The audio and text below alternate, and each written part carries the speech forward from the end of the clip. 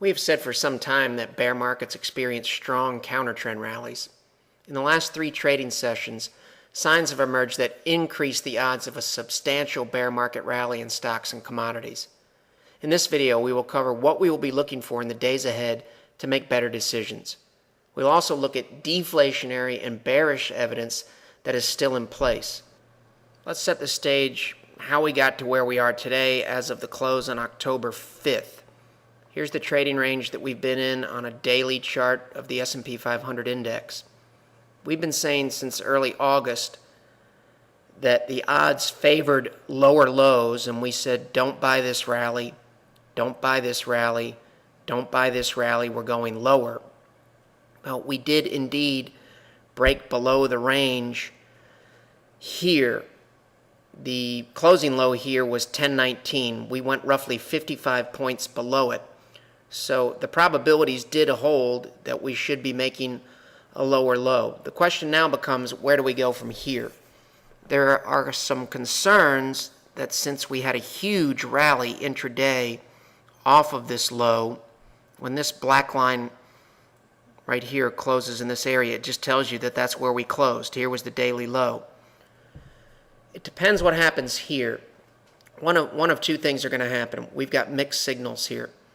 The commodity markets, gold, silver, even the dollar, are telling us that we've got a deflationary outlook, which said that when this was broken on the downside, that it favored pretty much another gap down, another waterfall type decline. We haven't gotten that so far, so you have to take a step back and say, has something changed? As of the close on October 5th, nothing concerning is on this chart. We haven't even broken this trend line here, nor have we made any kind of higher high. What we'll show you next, what is a little concerning, is the similarities on this daily chart to a chart in March of 2008. And we'll go to that slide now. Let's set the stage on this. This is March of 2008. This is a daily chart. This looks very complex. What we're going to talk about is not that complex. It's easy to understand. This is the current daily chart of the S&P 500 index. The takeaways and the things that could give us a setup for a fairly powerful bear market rally. We're not saying that it's going to happen, but we have to be aware of it, and we have to plan accordingly with any bearish or deflationary positions that we have. It's not time to panic. It's time to understand, and it's time to put a plan in place in the event that stocks rally strongly in a bear market rally from here. It's still possible that we come back down, but again, we need to be prepared for bullish and bearish outcomes. Takeaways. From this high here in October of 2007 to this high that we made in the spring of 2011, the amount of days from here to here are similar. Same amount of time has roughly passed. Same amount of time roughly passed to this intermediate high relative to this one. We made a lower high. We made a lower high. We came down. We consolidated. We made a new low. We came down. We consolidated. We made a new low. Now, we never expect the future to play out exactly like the past. However, you must admit, these charts look very, very similar. And what we're learning here is greed and fear is built into these charts. These are human emotions behind these numbers and these indicators. And the indicators help us with the level of fear and the level of conviction. So the things that would be concerning here are, and we're going to look at the indicators relative to price. This is a lower low that was made in March of 2008. Notice RSI made a higher low. That's a bullish divergence, saying that the conviction for this low was not as strong as the conviction of sellers here. Fast forward to today, lower low, big bullish divergence here with RSI. Let's come down to MACD, same principle, bullish divergence, bullish divergence. MACD, bullish divergence, bullish divergence.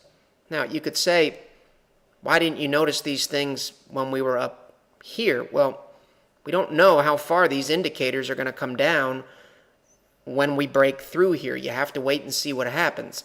We've come down, and these indicators look a lot like these indicators. Same thing here. In fact, in the present day, this looks even more bullish than it did in 2008. Here's a bullish divergence. If we look at ADX, which measures the strength of a trend, this tells you that the downtrend began to weaken in 2008 here. Our downtrend began to weaken here, and that just makes intuitive sense. We came down strongly, and then we consolidated. But you just notice the levels of this ADX. The red level, this looks similar. The green, we came up, kind of consolidated, came up, kind of consolidated. The takeaway is this looks similar, and this looks similar. Why we're concerned about this, and we'll show some of this in a minute, is stocks rallied 14.4% off of this low right here, which means we have to be prepared for the potential of a bear market rally. It does not change our long-term forecasts for lower lows. It doesn't mean we're in a new bull market. It doesn't mean that we're going to go on to make higher highs. What it means is the probabilities of a strong bear market rally that could go anywhere from 10 to even 30% wouldn't be out of the realm of reason for a bear market rally. The probability of that happening has increased in just the last 3 or 4 days. And it's based upon the way that we broke down here, the way the indicators came down, and the way we bounced back up. And again, we didn't really know how that was going to react until we broke through. Now that we've broken through, we can get a read on where we stand. Same concepts here, just different indicators. March 2008, present day. We can go through this quickly. Rate of change, bullish divergence. There's the lower low, higher low. Present day, bullish divergence. Force index, 2008, bullish divergence. Present day, bullish divergence. Here's a cruel one. This is 2008. This is a tricks indicator which uses smooth moving averages, and it tends to be a laggard, and you need to know that. But here's the cruelty of it. In 2008, it gave basically a sell signal right here. And as I said, stocks rallied 14% off of this low. So this sell signal on tricks was a bad signal, but you do have to know that tricks is a laggard. But again, that's kind of the cruel reality of markets. This looks bearish, and indeed it wasn't. Similar look here. See, we came up here near the center line, and here we were actually above the center line. The similarity is here. You come off here, you start to turn over. We just got the cruel sell signal here, which may turn out to be true. But if it turns up quickly here and crosses over, that would be another red flag, because that's what happens here. The black line quickly crosses over the red line probably within the next week or two. If we saw that here, that would add to our concerns about bearish positions with this moving up. Ultimate oscillator, same principle. This is a bullish divergence relative to this lower low.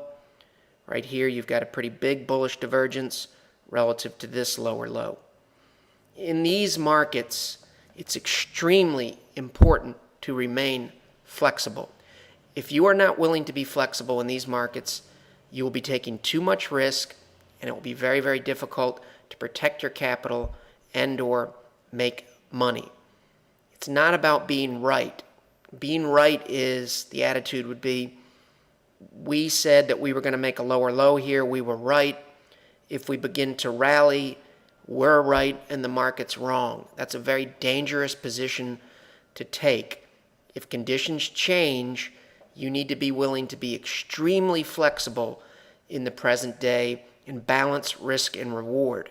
If this chart moves into a manner where the downside risks decrease and the upside potential for a bear market rally increases, you have to be willing to take a short position that you just bought fairly recently and get rid of it if that's the right thing to do.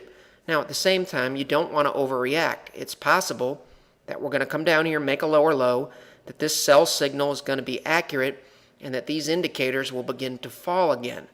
We just need to pay attention between October 6th and let's say the next 2 or 3 weeks are important. Okay, what we're looking at here, this is a daily chart as of October 5th for the S&P 500.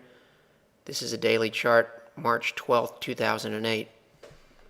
We've talked about the similarities on the time periods, so let's talk about some other things that you can see here. This is the 20-day moving average. This is the 50-day moving average. This similarity here, notice how these come together and they're sloping down, the blue line and the green line. This is the 50-day. This is the 20-day. Notice the similarity here.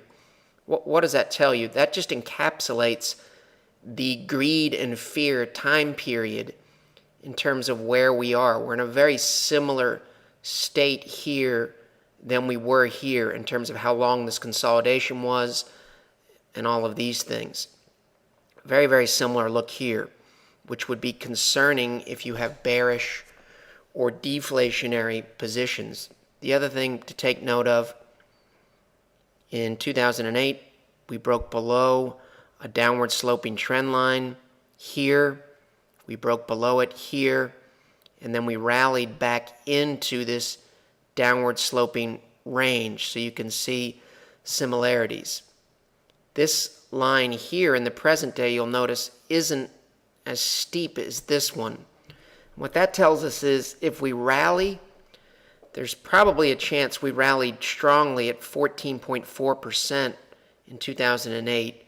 We might not get the same magnitude of a rally here because the conviction of the bulls here is just not as strong as it was here. But a lot of similarities. This is the 200-day moving average. It's rolling over. 200-day moving average rolling over. One thing that is different is how long this has been rolling over. And that tells us that it's possible that in 2011 that we still might go down and make a lower low and extend this a little bit further, which would mesh well with the bull market sustainability index that we have that isn't as oversold in the present day as it was here. So one way to take care of that would be to come down one more time and then potentially bounce. But obviously there's similarities between these two periods. Here we're just fast forwarding ahead. This is the present day as of the close on October 5th. This is now April of 2008. So here's where we broke below. This is the similarity here where we broke below and popped back up. Now it remains to be seen whether you think the present day is this low or this low. It really doesn't make all that much difference. You'll notice in 2008 that we broke below, popped back up, and then we went down and actually made a lower low. If that were to happen and the daily indicators still showed bullish divergences, then this might be an opportunity to cover shorts or cut back on deflationary positions. But the real reason why we're looking at this is this. Notice this trend line here, this synonymous one, was never really hit. Now, you could draw this a little steeper and claim that maybe it was hit here, but we wouldn't expect the market in the short term to trade above this trend line, even under the bullish analogy of 2008. The important thing here is this. We bounced around here. If we shoot up like a rocket in 2011, that actually would increase the probability of coming back down. If you get a panic buy, that somewhat creates a vacuum of buyers and we could come right back down. You'll notice in 2008, when we did get a substantial rally in stocks, that there wasn't a panic buy. We kind of came up, we consolidated for a while, and eventually we moved higher. So what this tells you is if 2011 is similar, we may have some time to plan and get our ducks in a row to either try to become more bullish or cover some bearish positions if we have to. The key takeaway here is, notice when we rally here, the slope of the 50-day moving average is still pointing downward. When you really got an indication that this rally could continue is when this 50-day turns up. So the moral of the story is, if we rally and this 50-day moving average starts to turn up, we would be much more inclined to respect the odds of a significant bear market rally. Another thing would be the 20-day, the green line, crossing above the blue line. And here's the 20-day as of the close on October 5th. So if green crosses above blue, that would be a bullish indication. And you'll notice that hasn't happened yet at all. And if this blue line, the 50-day moving average in 2011, the slope of it ticked up, that would also be a bullish indication. Obviously, this break in 2008 above this downward sloping trend line is also bullish. So if we were to break above here and close above here, that would also lean towards higher highs in the short term. All right, we're fast forwarding a little bit further ahead, setting the stage. Here's the present day, October 5th. This takes us all the way out to September. This is similar to where we are now. The takeaways are, you'll notice this trend line here, if you drew a parallel trend line here, you got symmetry. This is what bounded this move up. So in the present day, if you drew a similar trend line here, it probably tells you that at some point we would revisit this trend line as it points out into the future. Now that could be some ways out and quite a bit higher up here. Some things for us to think about. When we came up to the 100-day moving average, we bounced back all the way to this trend line, which is parallel to this one. This trend line parallel to this one. So it says that if we went all the way up to 1247-ish, which would be coming down, so we probably wouldn't meet it at 1247. We'd probably meet it in this range somewhere. At that point, we would expect maybe to bounce all the way back to this parallel trend line, which is what we did here. Came up, hit the pink line, came back here, and that was as it almost tested coming back here to the blue and green lines, and then we move higher. Final takeaways are, this bear market rally rallied all the way back to the 200-day moving average, which we've said for weeks now is always a possibility. The 200-day moving average currently is at 1278. It's moving downward, so if we were to rally up, we wouldn't go all the way to 1278. It'd probably be more like 1260. 5-ish, 60, which is something that we've said all along. We said, I believe, on August 12th that we could rally back to the neckline, which is this right in here roughly, the neckline of the head and shoulders pattern, net bottom line. If we went all the way back to the 200-day moving average, you're talking somewhere 1260-ish. Here's a key point here. This is a bear market rally. The slope of the 200-day moving average never turns up. The blue line, the 50-day, never crosses above. There's nothing in this big 14.4% rally, which is what this move is, to negate the bear market. When we come up here, we still look like a bear market, and we eventually went lower. You'll notice here, too, the symmetry returned. Here's the slope of this line. When we started to decline again, we had symmetry. What we need to be aware of and potentially concerned about is that it's not atypical for a bear market to experience a rally of anywhere from 10 to 30% off of the lows, which could take us back to the 200-day moving average. As we mentioned previously, when this 50-day, the blue line turned up, that was an indication that stocks were poised to potentially move higher. Hasn't happened yet in the present day. If this turns up and this crosses over, green over blue, then we would be much more apt to cover shorts and or reduce bearish or deflationary positions. Let's now look at the bearish or deflationary case that remains intact for commodities, precious metals, and stocks. This is the present day chart as of October 6th at around 11:37 a.m. of the SLV or the silver ETF. This is physical silver, and this is the same ETF on August 29th, 2008. Now, why are we looking at silver? It's fairly simple. Silver is a good proxy for inflation expectations and or favorable economic outcomes. When market participants believe that future inflation could be a problem, they gravitate towards silver more so than gold.